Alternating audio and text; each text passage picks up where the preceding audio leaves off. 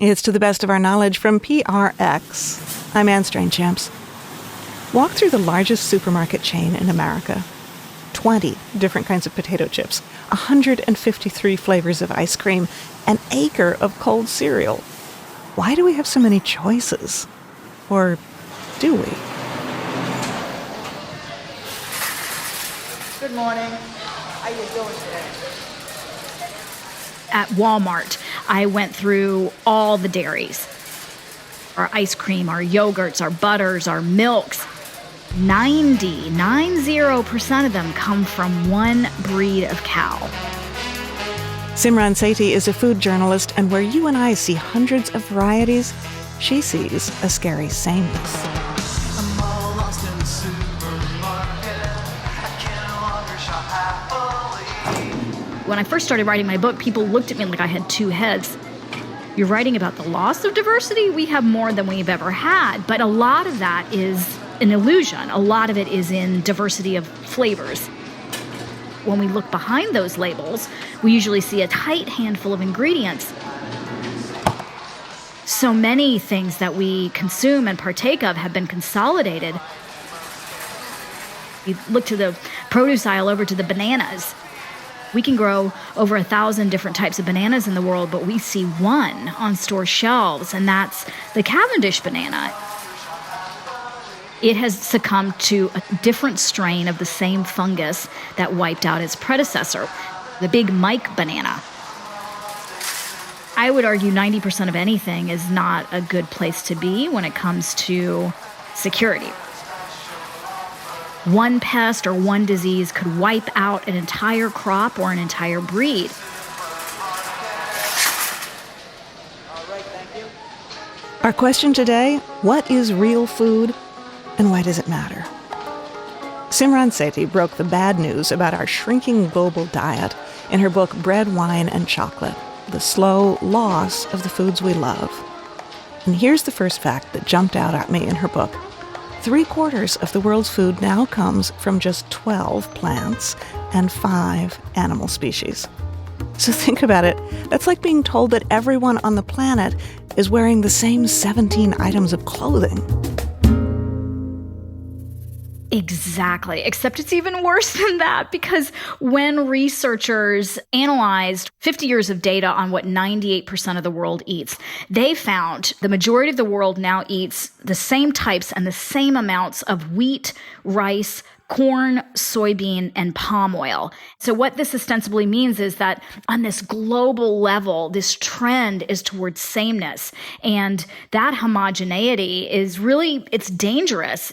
Simran, this realization led you to quit your job, sell your house, give away your car, and travel around the world in search of, I guess we could call it real food. Right. And I'll tell you the moment in your book that really got to me. It was when you said, try to imagine the world without chocolate. I mean, that's just heart-stopping for me. I have such deep emotional connections to it, and you do too, right? Yeah, well, I think of chocolate as being this substance that brings me great joy. It's mended my broken heart. It's been an expression of love.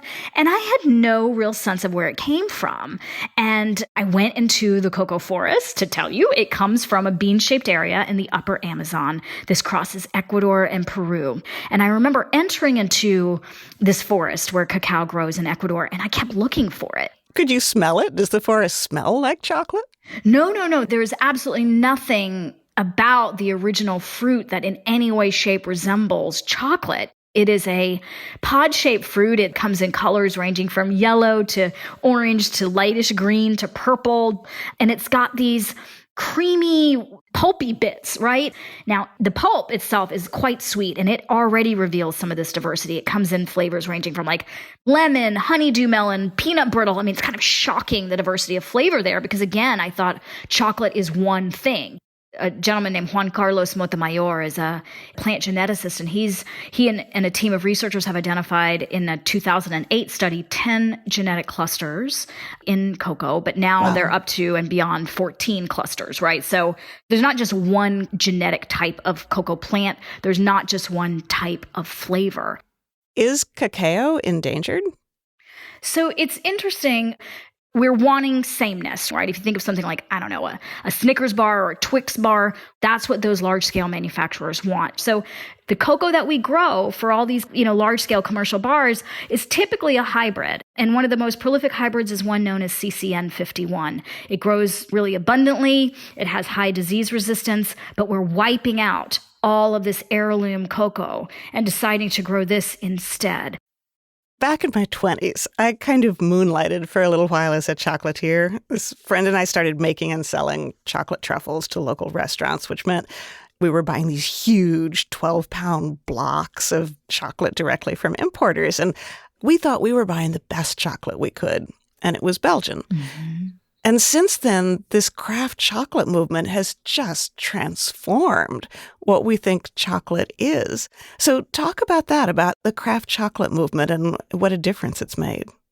Absolutely. I've been so excited by it because it represents so many things. Every origin where cacao comes from offers up a rich diversity of flavors. So, for example, Venezuela is known for cocoa that has really beautiful caramel notes. Ecuador is known for nutty flavors, for kind of like a brownish kind of rich cocoa. Papua New Guinea is very interesting in that people in country tend to dry the cocoa over diesel or over fire. So the cocoa takes on these sort of hammy notes. You go to a place like Vietnam and the cocoa there almost has some spicy notes. It's extraordinary the diversity that we can find if we allow it. And what the craft chocolate movement is trying to do is really reveal that flavor. But this is where talking about food can sometimes sound kind of elitist. To say, I only eat $12 chocolate because it's so much better. So make the case for paying more for, say, single origin chocolate. To eat that kind of chocolate is to support a different kind of system. And I'm not interested in those who do that for some sort of effete, show-offy kind of reason. What I'm interested in are farmers, and I'm interested in the people who actually make these foods. If we look at cocoa specifically, 70% of it is grown in West Africa. Over the last 2 years, roughly, give or take, the price of cocoa dropped about 36%. And these are farmers who are already at the margins. It was a study that was done in Ivory Coast saying farmers earn less than $2 a day. A brand new study that came out from the Fair Trade Foundation found out that most cocoa farmers in Ivory Coast live in what the World Bank classifies as extreme poverty. Are you basically saying that pleasure is political? I guess I'm thinking radical. For sure. Eating is a radical act. That's what I really want people to kind of understand, that pleasure that you're experiencing is coming at a pretty high expense. So maybe I should say savoring is not only a multi-sensorial act, smell, taste, touch, sound, and sight, but it's also one that is an act of transformation and is one that requires our whole being. It's our heads and our hearts. Does this change the way you taste chocolate, what you notice in eating chocolate, or what you think about? What meeting farmers has shown me is that it takes a long time to create these foods. And so I slow down now. Even if it's just like a nanosecond in the morning with that cup of coffee, like I'm not kumbayaing everything I eat, but it's taking a moment to really be grateful and to spend like one sip savoring that coffee, one bite really loving that chocolate. That encourages me to recognize those relationships. And when I recognize those relationships, they're ones that I want to support. And that might come through paying a bit more for a craft chocolate bar, writing a letter to a company, asking them what kinds of labor practices they have. It might be supporting particular legislation that will actually support farmers. There's a number of ways that this manifests, but I think it starts first by being conscious. Well, I'm always struck by the link between taste and language. Part of developing an ability to really savor and pay attention to your food is also developing an actual vocabulary for it, which is hard at first. So you spent all this time with chocolate growers and chocolate makers. Tell us how to taste a bar of chocolate.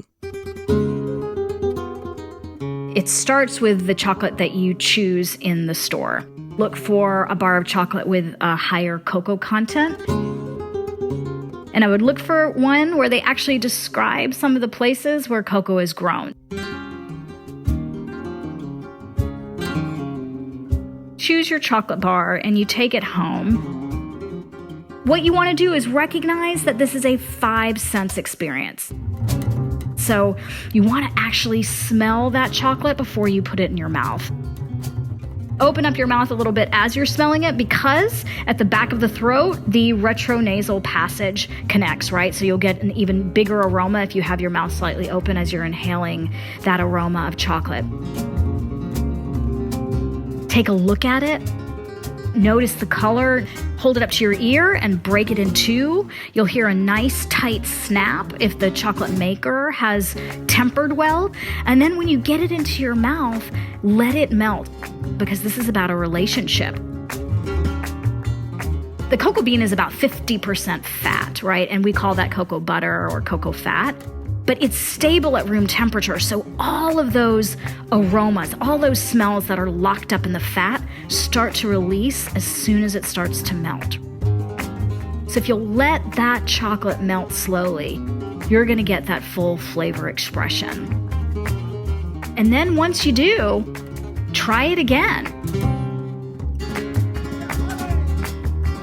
Typically, if you've got some of this like really interesting cocoa going on, it's not just one note.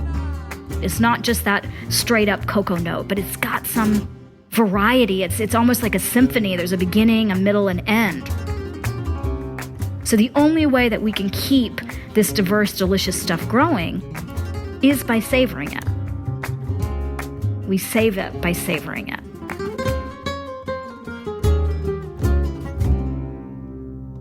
Simran Sethi hosts the world's first in-depth podcast about chocolate. It's called The Slow Melt. She's also the author of Bread, Wine, and Chocolate. And if you had to guess, where do you think someone who adores food would live? Yep, Rome, where she can eat the world's best bread, wine, and chocolate every day. That's where we've reached her. So what does it mean to make your personal food choices, what you cook and eat every day, more authentic? For Michael Twitty, it's by tracing his family's food history back to the slave cabins and antebellum kitchens of the South, looking for his ancestors, dressing like his ancestors. Shannon Henry Kleiber is curious about all of it. So I've seen you in pictures with some of these costumes on, and you have a bag around your neck sometimes. What's in that bag? Sacred things. Sacred. Yes. Things that are sacred to the wearer.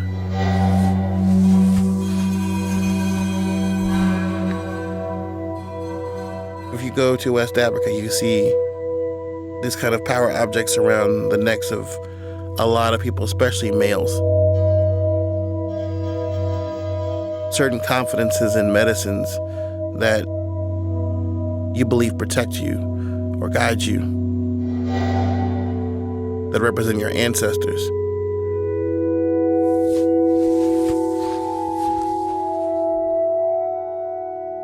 That bag is hidden in plain sight. It is a part of the West African culture that endures for generations long after slavery, in fact. The religious culture and the spirituality went right along with the food and did not die. Can you say what's in the bag? Nope. I can tell you one thing that I do carry with me. But if you want to know what it is, you'll have to keep listening. I'm Anne Strainchamps. It's To the Best of Our Knowledge from Wisconsin Public Radio and PRX.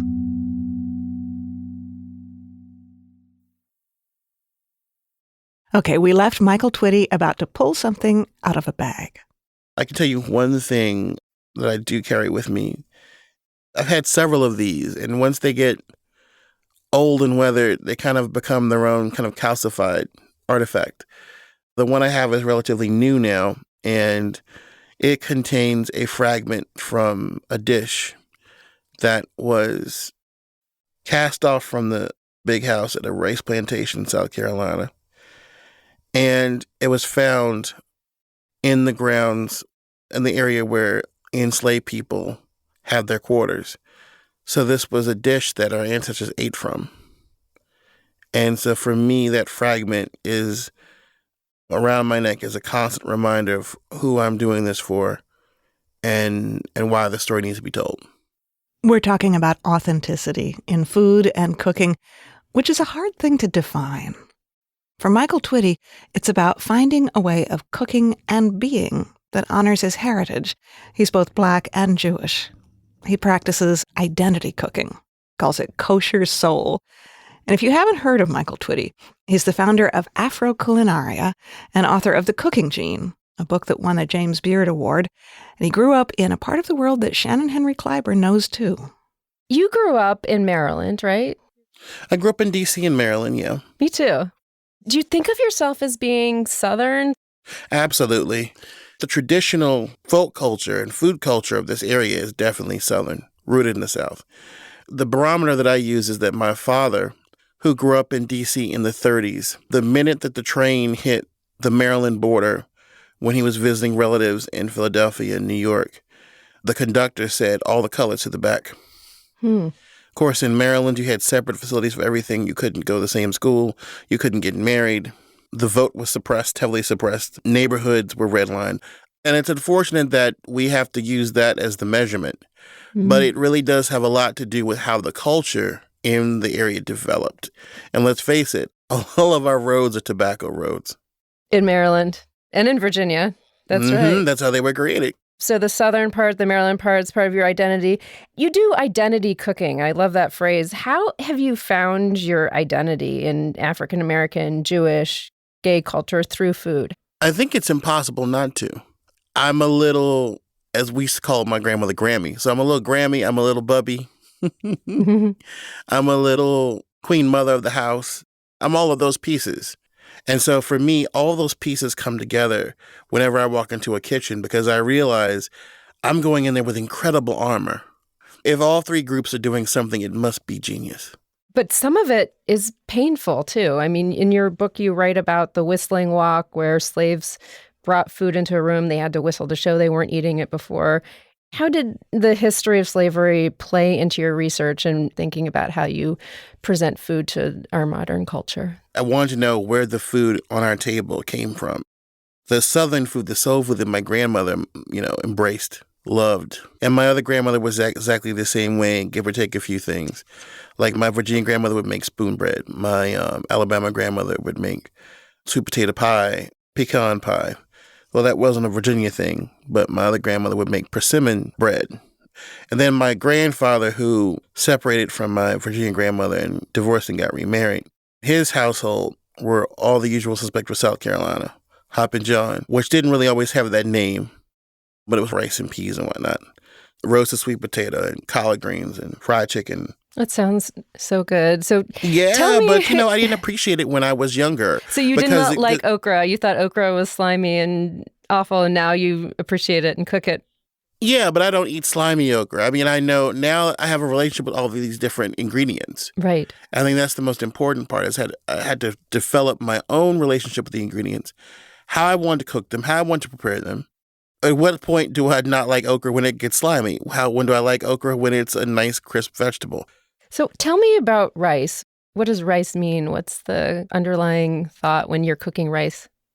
I think the cultural stereotype is that rice belongs strictly to Asia. No, rice belongs to Africa and Asia, and independently was developed in Africa almost 4,000 years ago. Rice is a huge part of the African American story in that Africans brought from Madagascar, from Sierra Leone, from Liberia, from Senegal, from Gambia, from Guinea, introduced rice cultivation into the American South, which was a extremely lucrative crop, and that became part of the diet of every single person living in the Deep South in one form or the other.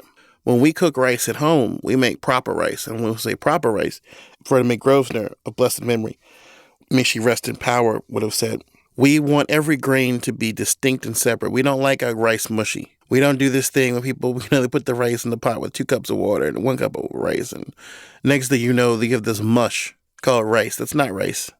That's mush. But if you want rice, the way we make rice, you rinse the rice, you grit the starch off, you put it in the pot, you set it to boil, the craters start to form, you put the towel, the foil over top, and then you put the lid on top of that, and you take it off the fire. And you wait 40 minutes after letting it cook for about 15. Sometimes we sweat the rice with the oil, that too before we put the water in or the broth in. I usually use broth. It should be the way they eat in West Africa, the way they eat in the Caribbean. It shouldn't be this massive wallpaper paste that people call rice. And unfortunately, the standards have been kind of limiting because they've come to define Black food identity. And my problem with that is that people are still creating new forms of soul food, new forms of food that's influenced by West Africa. And I think that we should always have open minds about that. Is there a place for culinary appropriation, or who should represent what in the food world, and who's kind of in charge of this is my food?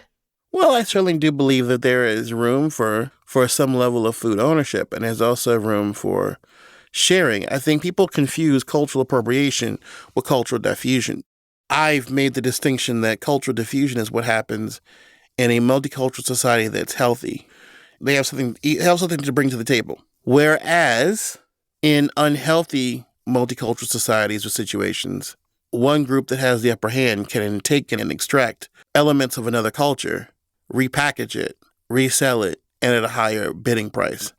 And that often, unfortunately, is what happened with Black culture in America. It's happened with music, it's happened with fashion, it's happened with hairstyles, and it's happened with food. We need to have a sense of culinary justice. And culinary justice is all about making sure that those of us who come from communities that have been oppressed can make a living, can have a name, can exert our authority and cultural ownership over what we come from, what we have. So what do you do to change that? Do you encourage people to delve into their own culinary histories?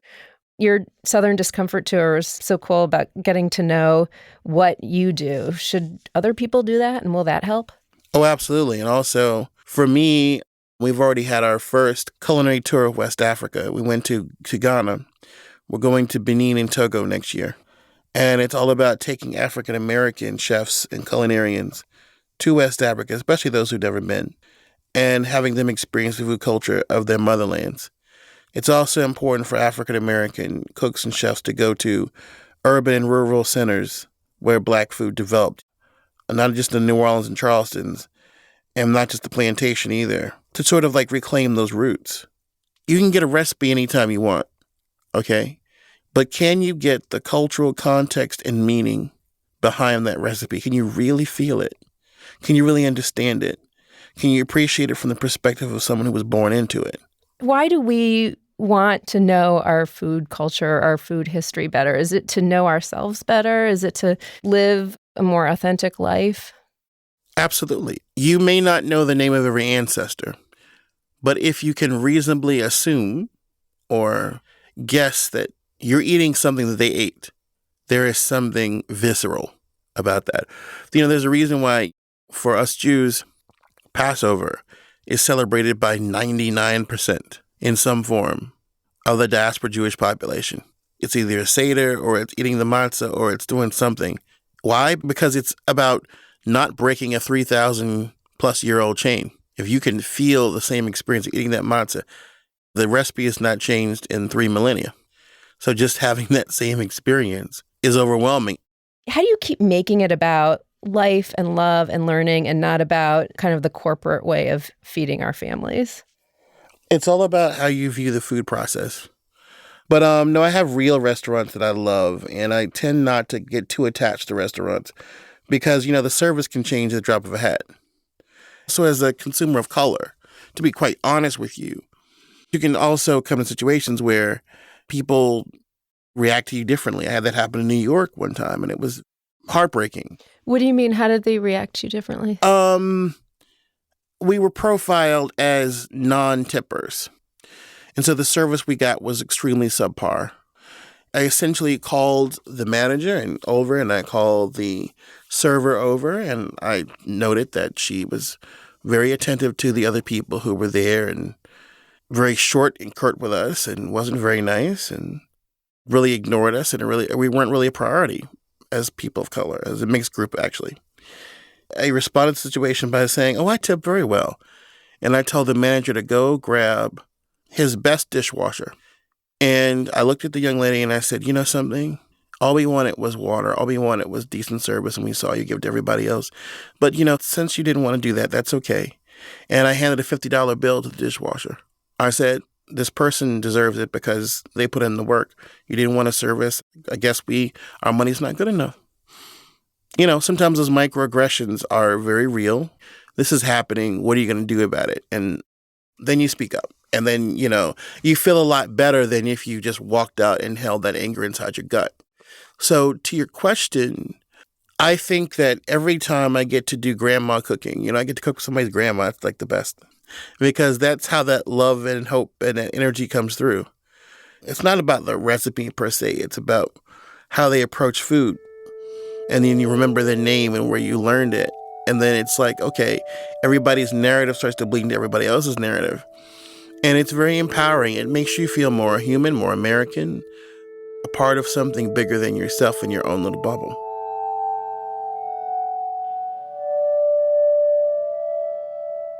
That's Michael Twitty talking with Shannon Henry Kleiber.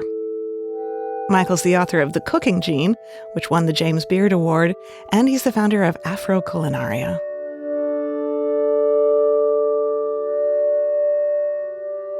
So I don't know if you noticed, but there's a subtext running through this hour so far. Love. What would it mean to use love as a guiding principle in cooking and eating? Would that change how you shop for food? Would it change how you cook at home or the experience of eating out? I had this pretty incredible meal when I was 19 years old at Chez Panisse restaurant in Berkeley. It was by far the most expensive restaurant I'd ever been to, so we saved $220 and we had this really magical meal there.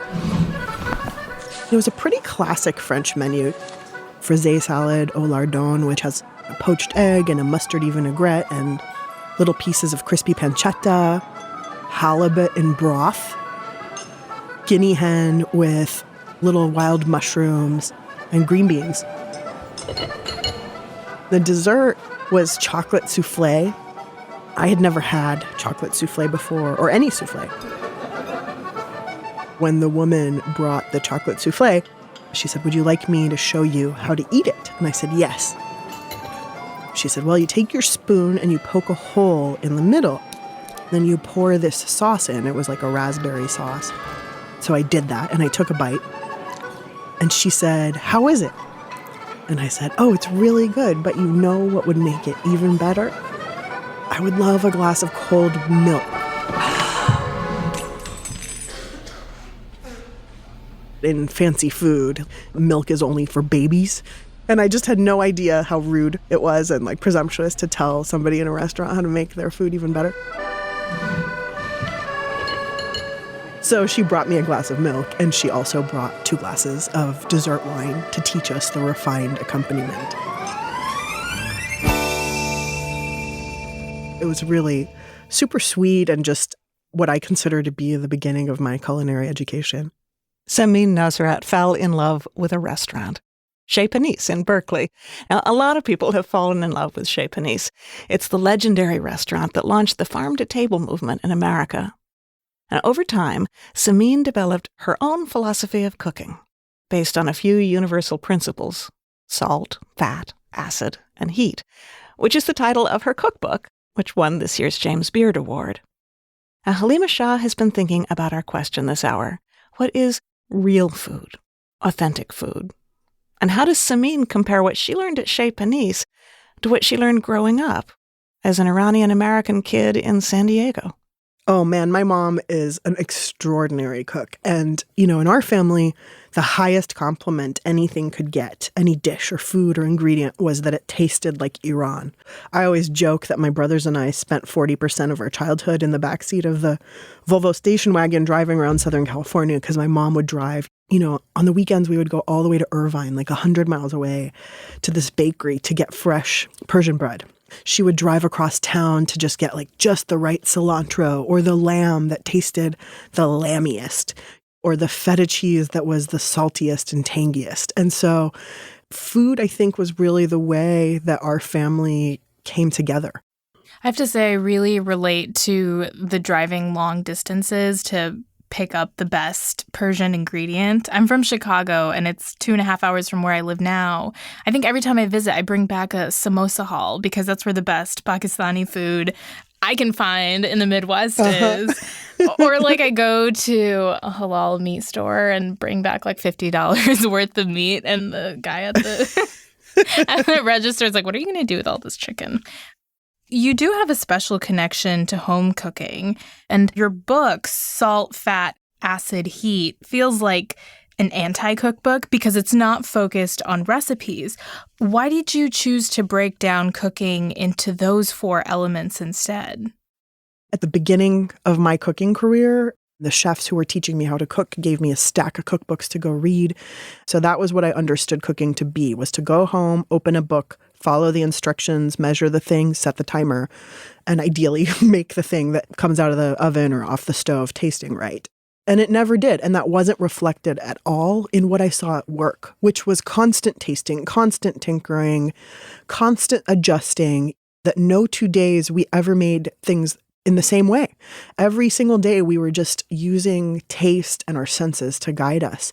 And I remember I had sort of a light bulb moment early in my cooking career when I understood that these 4 elements were guiding us in the kitchen, like points on a compass. What do each of those do? What does salt, fat, acid, and heat do? Salt. If there's one thing that everybody needs to learn how to use in the kitchen, it's salt.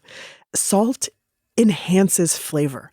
If you get the salt right, not just how much, but when and how, in what form to add it, you can just get your food really, really, really close to being perfect.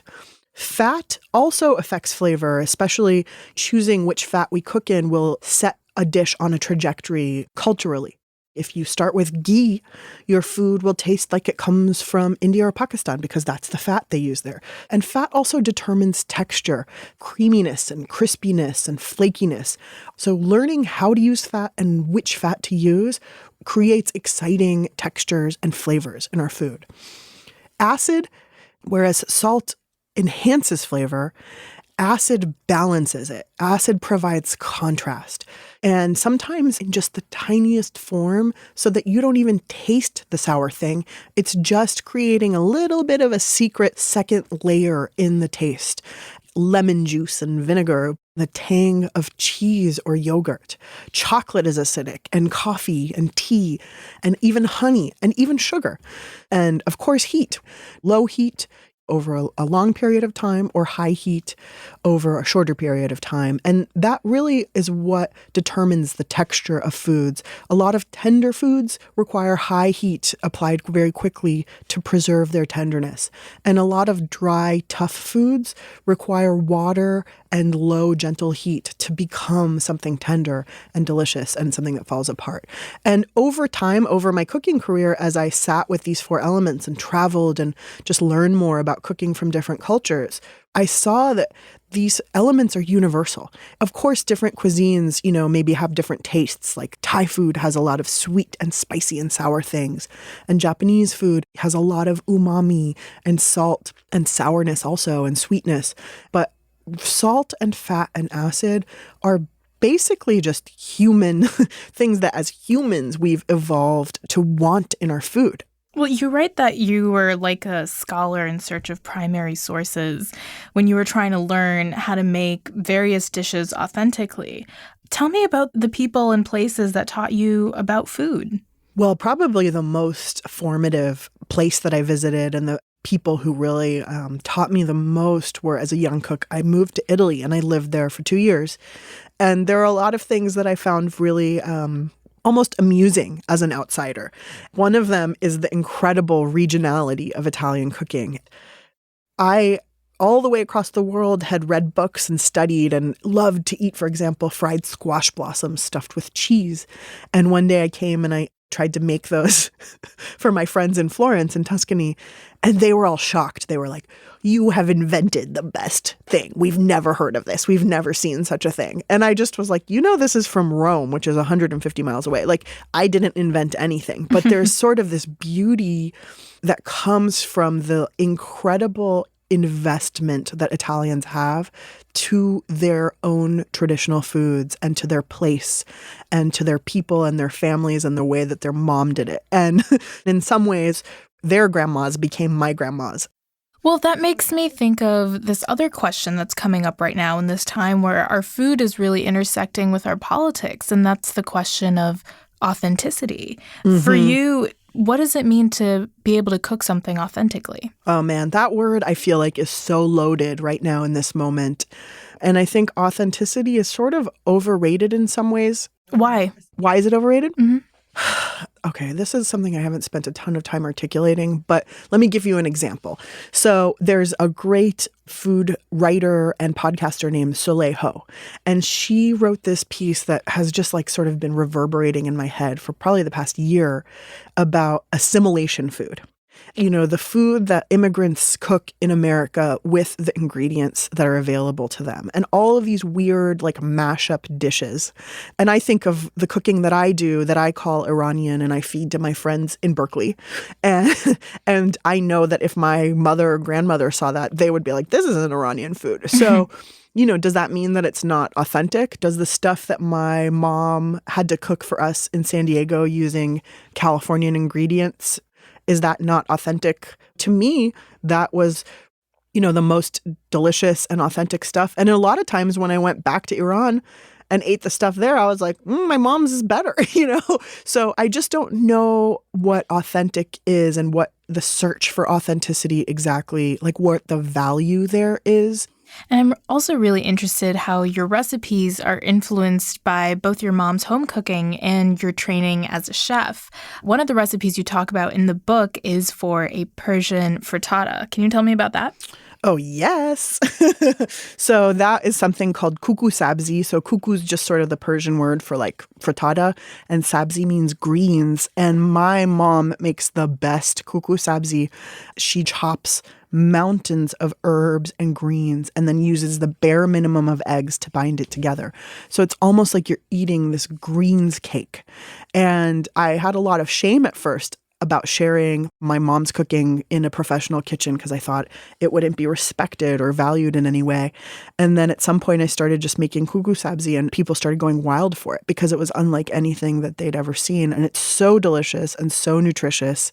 And my mom is really good at creating a really dark brown crust. So there's this sort of amazing contrast between the beautiful, almost burnt crust of herbs and then the inside tender eggs and much more fresh, vibrant greens. It's really an extraordinary thing.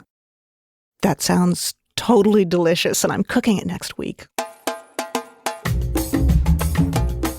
That was Samin Nosrat talking with Halima Shah. Samin's cookbook is called Salt, Fat, Acid, and Heat.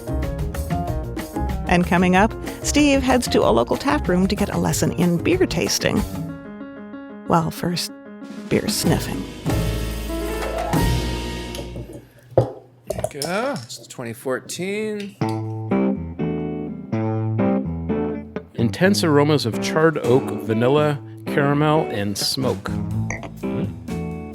I put my hand over the glass a little bit to capture the aroma. Right. This must look ridiculous. I actually know which nostril is stronger for smelling beer. I am serious. Yeah.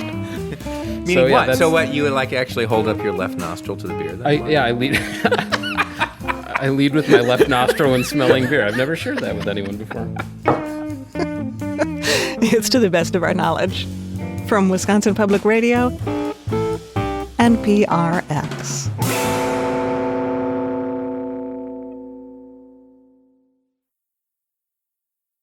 It wasn't that long ago that buying beer meant picking up a six-pack for the basement fridge or a keg for the frat party. Well, craft brewing changed all of that. Better ingredients, more alcohol, and a whole new world of stouts and lagers and lambics. And today, if you like beer, every glass can be a new adventure, as Steve Paulson is about to discover. So we're sitting in the Funk Factory Gozeria tap room, and we've got a couple of beers in front of us. Tell us what we're looking at here. We are looking at Bourbon County brand stout from Goose Island Beer Company in Chicago. 2 bottles. Two bottles, yep. One from 2017, one from 2014. I think there's something we got to do, right? Open and drink them, yes. Go. It's 2014. Steve's hanging out with beer writer Josh Noel, and the beer they're breaking out is a legend. Back in 1995, Goose Island Brewing had this crazy idea. What if we took an ostentatiously heavy beer, something originally brewed to impress Russian rulers like Catherine the Great, and then aged it in Kentucky bourbon barrels for a year? Cheers. Cheers, yeah. Have you had many of these? No, I'm a novice. Have you ever had one? I'm trying to think if I have. I don't know if I have. I'll be very curious what you think. Because this is a lot of flavor and a lot of booze for a first-timer. So the aroma is huge. Before you taste, Oh, what do okay. you? I'm just curious. What do you smell there? There are no wrong answers, by the way. It smells pungent, deep. Smell some chocolate, some vanilla, Some definitely chocolate. some oak, Okay. some bourbon. Yeah, bourbon. Yeah. You get sort of that woodiness. Yeah. That's the time in the barrel. Speaking of taste, shall we? Do I get to drink? Please do. Oh, wow. That is so smooth. It's really smooth, isn't it? I guess that's sort of the thing I wasn't expecting. And this is 13.8% alcohol. Yeah. Beer is, at its best, just as complex as wine. Are you enjoying it? I can already feel the effects. Yes, you can. 14% hits you hard and hits you fast. Okay, but here's the thing. In 2011, Goose Island Brewery, one of the leaders in the underdog world of handcrafted beer, sold to Anheuser-Busch, a giant manufacturer. And predictably, the beer changed. Buckle up, because this one's probably a lot sweeter. Okay, we're ready to go for the 2017 here. Do you detect any difference in the aroma? It's a little... It's not quite the 2014. No, it's really not. Huh, interesting. It's a sort of one long, sweet flavor to me. It almost reminds me of chocolate syrup a little bit. Yeah, you're right. So yeah, there's more depth and complexity with the 2014. Yeah. And this is where we get into sort of what it means to be owned by Anheuser-Busch and to be a growing brewery. Goose Island was the first craft brewer to go corporate, but it wasn't the last. And to understand why this matters and what's at stake, you have to go back to the beginning and understand what a revolution craft beer has been. Absolutely. The way that we drink and talk about and think about beer, we're sitting here in a tap room right now where the beer is made on site, essentially. That wasn't how we drank beer 30, 40 years ago. We bought it in a gas station. We bought it in a supermarket. It was made in some distant place that we never got to walk into or see. And the whole experience has become so much more intimate and interactive, and it's you're also talking about how you have to have a language, you have to have knowledge on how to talk about this. Well, you don't.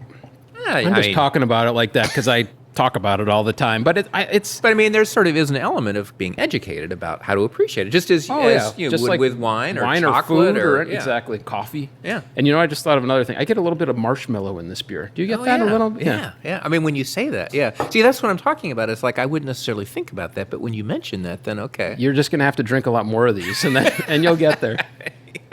Now, you just mentioned Goose Island, this iconic craft beer, was bought by Anheuser-Busch, which sounds terrible. I mean, Anheuser-Busch, the biggest beer company in the world, right? I wrote a book about it. Long answer. The iconic craft beer, Goose Island, is not supposed to be sold to Anheuser-Busch, right? Certainly a lot of people would agree with that, yes. The Goose Island sale to Anheuser-Busch really sort of shot the craft beer industry off into a pretty wild new direction of mergers and acquisitions. Goose was the first, and There were a whole bunch after. So there are two questions here. One is, why would Goose Island sell, presumably to make a lot of money?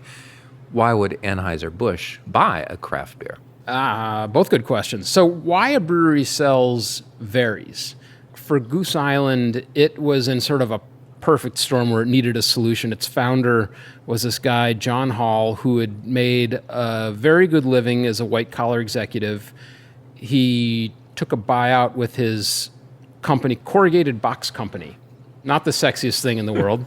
He was 45. He needed a second career, a second act.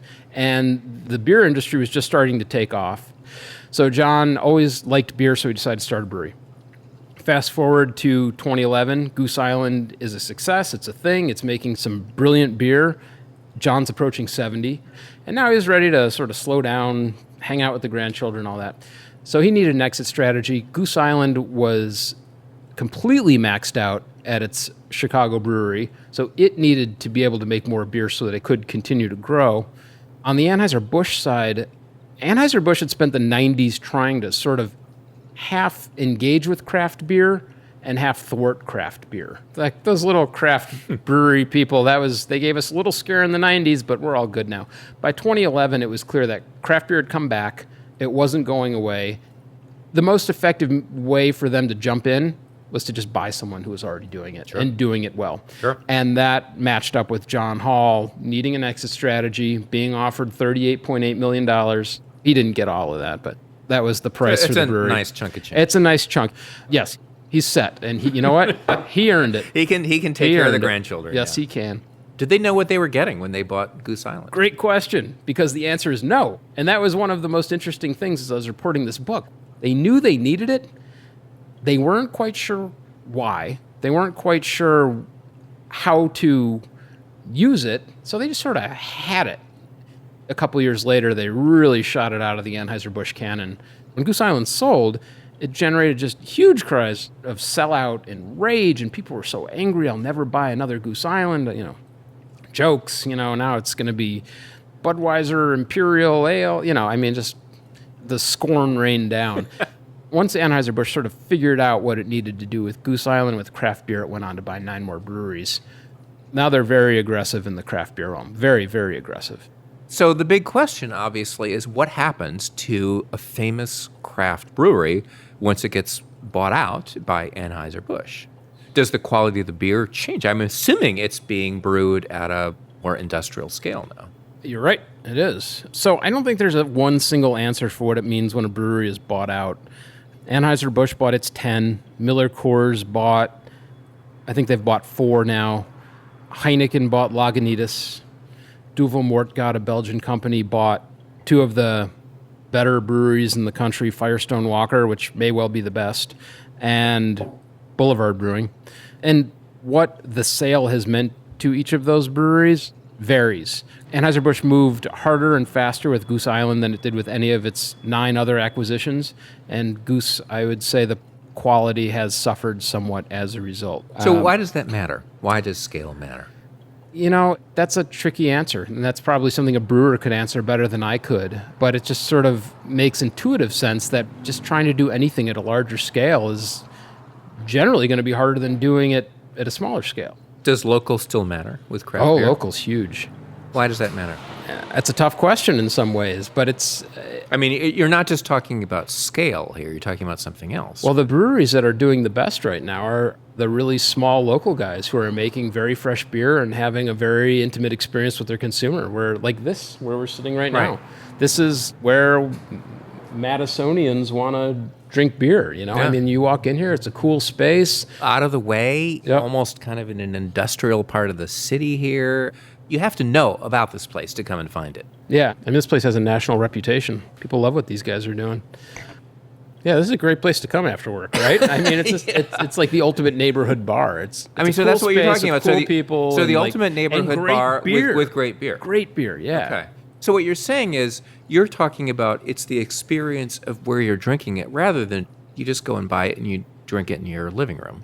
Yeah, that's what tap rooms have offered, and tap rooms like this are exploding. They're very much an engine of the industry right now. That said, far more beer is bought in a supermarket to be taken home and consumed on the couch. And that's what Anheuser-Busch is, that's why they got involved. Yeah, this has been fun. Here, cheers. Cheers.